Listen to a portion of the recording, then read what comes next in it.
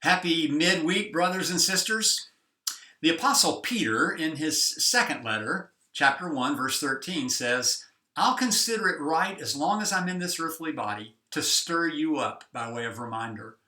Well, having been very much helped this week by a reminder, I want to pass that reminder on to you.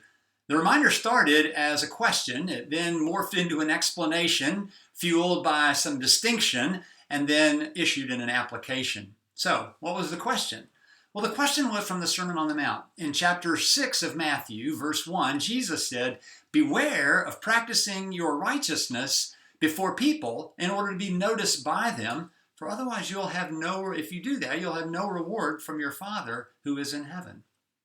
And I read that, but thought, what about chapter 5, verse 16? In the same Sermon on the Mount, just a chapter earlier, Jesus said, let your light shine before all people, so that all people will see your good works and glorify your Father who is in heaven.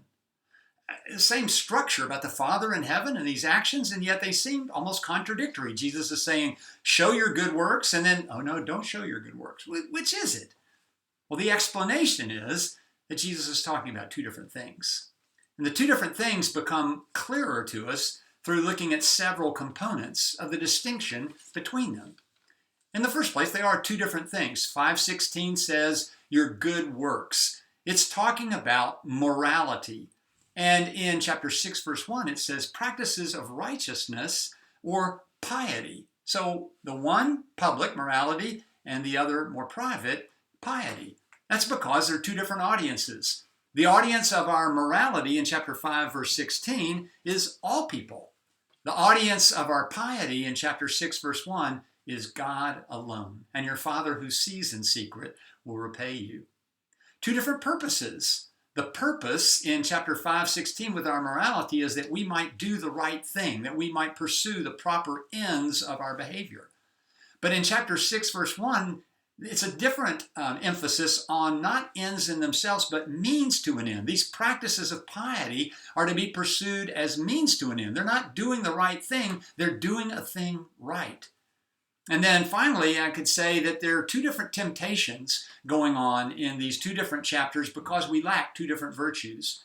In chapter 5, there's a temptation to hide what we ought to show because we lack courage. In chapter 6, there's a temptation to show what we ought to hide because we lack humility.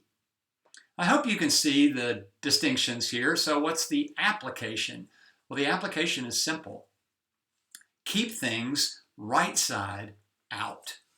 Keep things right side out.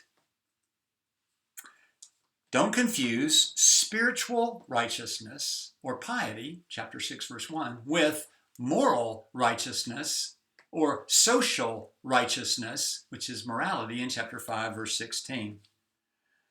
You wouldn't wear your underwear over the top of your nice clothes, nor should we wear our piety for others to see in any way other than indirectly through our morality.